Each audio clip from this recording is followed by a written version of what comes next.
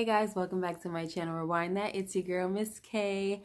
If this is your first time coming across my channel, please hit that subscribe button so you can enjoy more videos like this one. Okay, so guys, I'm sorry I'm late. I just saw the last episode of The Oval, which is episode number 10, called Going Black. Okay, so let's get right into it. I remember the last time, my last video, I was letting you guys know that I wasn't feeling, how Victoria was as a mother. And I was saying that the way she acts towards her children, there's a lot of hate involved. So I'm not sure if she continues to act like this, I'm not sure if I'm going to like her anymore. So tonight's episode pretty much did it for me. I mean, it was the straw that broke the camel's back. It's official. I do not like Victoria. Maybe I was too early to say I like her, but I did say I think I like her. I think that's what I said. Anyway, but it's official. I don't like her. She's evil, and just the way she is, I just don't really see any reasoning behind it. To me, it's taken too long to get to the backstory, but whatever. Who cares about her backstory at this point anymore? She's too freaking evil. Like, even if you're evil, right? Like, let me just jump to another show real quick, like Game of Thrones. Cersei Lannister was supposedly evil, right? But the one thing that she was a lover of her children. Like, at least give me that, chick. Like, you can't even love your kids? You're that evil? So she's pure evil, this chick Victoria. Pure evil. I'm done. Okay. So basically, I'm telling you I'm done because we know that the last episode, Gale, she threatened to jump out the car, and her mom was like, jump, B, or whatever, like she didn't care. So the car was obviously slow moving or whatever, but still Gale wound up getting hurt.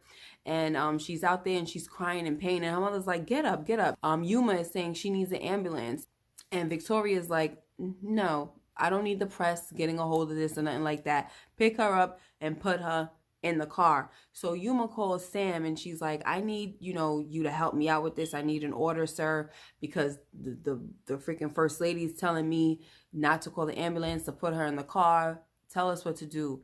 So, Sam says, just bring her back and we'll have a doctor waiting for her.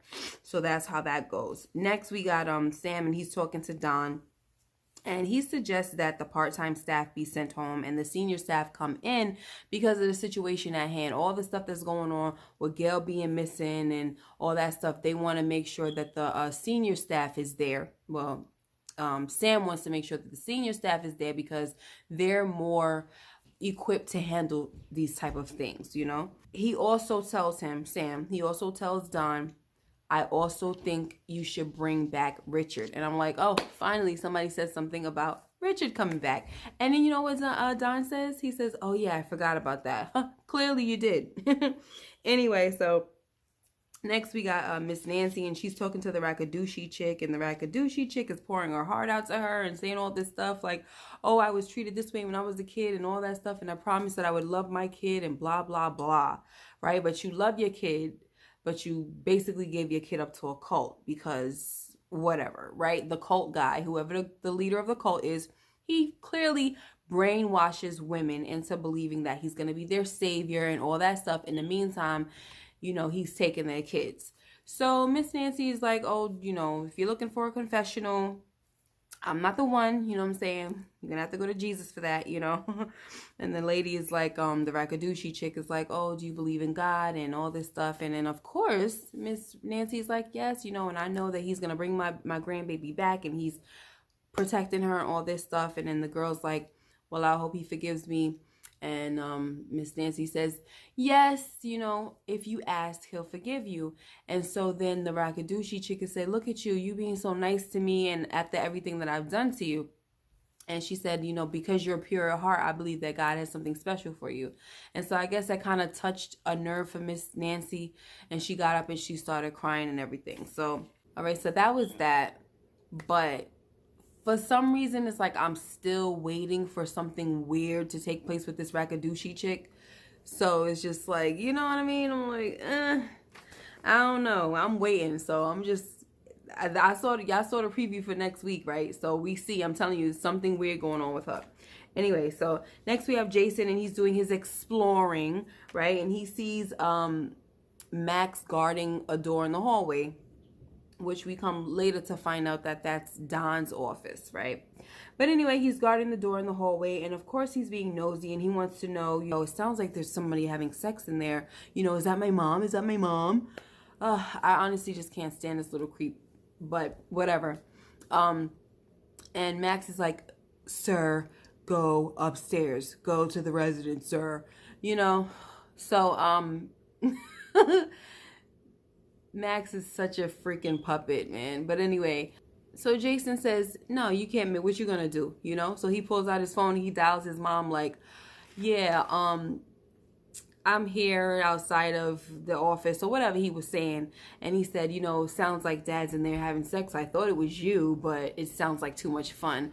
And then he hung up the phone and everything. So Max tells Jason to leave again. And Jason is like, well, I can't, get in there, but when the devil comes, she will. And then he just gets and moves on his way. So next we got Richard, and he pulls up to the visual that's being held for that elderly man that was killed by the stray bullet that him and Barry were tussling over, right? It went through his house and into the man's bedroom, and it killed the man. So unfortunately, this whole time, Richard didn't put two and two together, but as he's listening to, the lady talk, the daughter of the man that died talk, and the chief of police, and they're identifying the car, or they're describing the car, said it was green and all this stuff, he realizes that it was the car or his Jeep or his truck, whatever it was. He realizes that it was him and Barry that actually freaking killed this man by accident. So you can tell by his face that he's like, oh my gosh, so it was a revelation for him because he didn't know. So we'll see what happens. Like, my thing is he gonna turn himself in for that? Like, what is he gonna do about it next? Next we got, they finally bring Victoria and Gale back to the White House, right? And Victoria tries to press Yuma about how she was looking at her through the rear view mirror and everything. Like, do you have something to say to me? And, I know you're being judgmental, or whatever the heck she was saying. And Yuma was like, no, ma'am, I'm not judging you. And she said, I know judgment. I could smell it on you. Yuma's just like, no, I'm not judging you, ma'am. Okay, so she walks away. She's like, it's like she's a freaking bully. You know what I'm saying? So anyway, she walks away, Victoria. And Sam is like, what's going on? Tell me what's happening. Do you need a break or something like that? And Yuma says no. And he says, so tell me what happened. And Yuma says, I saw her treat her daughter like roadkill, sir. And he must have saw that Yuma was pretty affected by it or whatever, because he was like, you've been in combat, and she's like, still, I've never seen anything like that in my life. Now, could you imagine somebody that's been in combat, in war and all that, and they freaking tell you, because people be, people that have been in war and, over there in Afghanistan or wherever, just not just Afghanistan, but just anywhere with combat, they see a lot of different things, and that's the reason why they be coming home with, like, PTSD and stuff like that. So for her to say, I've still never seen anything like this, that's crazy, Anyway, so clearly it does bother her, even though she keeps saying that. And Sam is like, well, I understand, but you have a job to do. Is this going to affect you? And she keeps saying no, but I see that she has tears in her eyes. So clearly it is bothering her a lot. Anyway, he tells her to go walk it off, okay? And, calm down. So next we got Victoria, and she goes to Jason and find out where Hunter is, and she's changing into her sneakers and all that stuff. And Jason lets her know that Hunter is in Donald's office. So she's running down there looking stupid. And when she gets there, she sees Hunter outside of the office, and he's standing there with Max. And she's like, what are you doing down here? Is she in there? Is she in there? Like, she just keeps asking that. And this is Hunter's favorite line whenever this chick asks him a question. Go to bed. Like, oh my God, that right there has to be so annoying and frustrating, to the point where, since they already have a very volatile relationship, she might as well just punch him in the face right then and there every time, because it's just so disrespectful, right?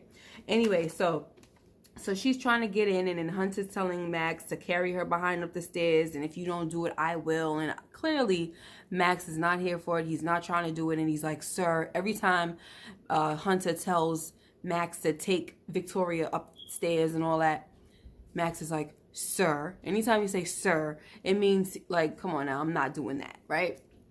So then Hunter counts to 3, and nothing happens.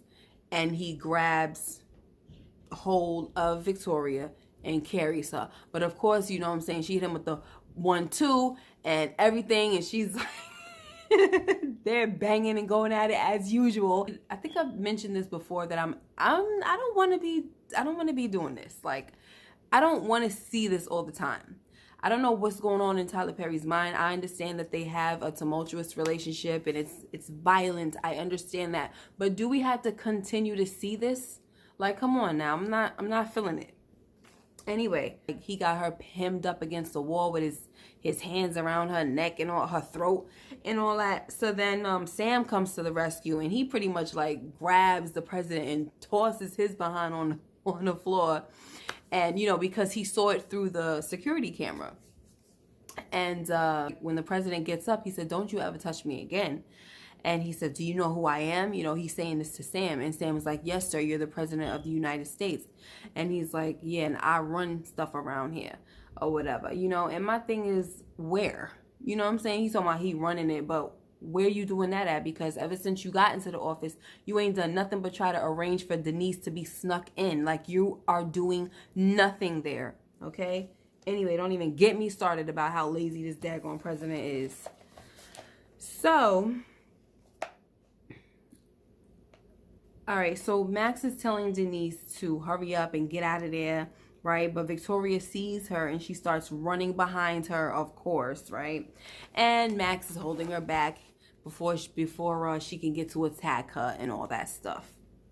And then Hunter asks the very question that I had in my mind the whole time that Victoria was doing all of this stuff. He said, what is this all about? And I'm like, ding, ding, ding. Yes, what is it all about, girl? Because he said, you hate me. I hate you. What is it all about? Seriously, though. Why are you chasing down chicks, you know, that your husband is having sex with? If you can't stand him, you hate him, you talking about killing him one day, all this stuff. Y'all don't have no type of love in your relationship at all. What is the deal? That's what I want to know. My thing is, all the hate that this woman has, I just really would like them to get to the bottom. I know that the way we've been watching it for 10 weeks, but only 2 days have really passed. Okay, fine. But I just need to get to the bottom of what this woman is all about. Like, why is what is her deal? It just doesn't make any sense. So anyway, Sam, he's trying to get Denise out of there, right? But Priscilla runs into him trying to get Denise out of him. Like, you can't take her through that door. Like, are you crazy? So she grabs Denise and she takes her into some type of locker room or something like that and has Denise change into, like, staff clothes, maid clothes and all that stuff. And Denise, with her little stink attitude, is like, I'm not wearing that and all this stuff. And that B is crazy. And just trying to get people to talk negatively about the president's wife. And whatever, ain't nobody trying to feed into it. So Priscilla's telling her, listen, you need to put this on, or else if you walk through those doors in your regular clothes, your life is going to be changed forever. So she puts on the clothes, and then they lead her out. Yuma comes out, and she volunteers to take Denise home. So after that, Priscilla asks Sam, is everything all right? Because she's like, why was you about to let Denise go through that door? You know you can't let her go through that door. That's where the press hangs out at. They be coming in all types of hours or whatever. And Sam was like, I wasn't thinking. And Prissy was like, you think all the time. And then you read things. So she's like, yeah, something else was going on, because you're not the type of guy that doesn't think, right? And he's like, baby, you know, basically saying, come on, babe, just leave it alone for now. And she said, all right, fine. We'll talk about it later. Now, my thing is, I feel like when Sam saw that on the camera, the freaking president fighting and have a mistress and all that stuff, he probably see this president is a hot mess, and maybe 2 days being in the White House, we could get some bad press on him, and hopefully we could probably get an early impeachment.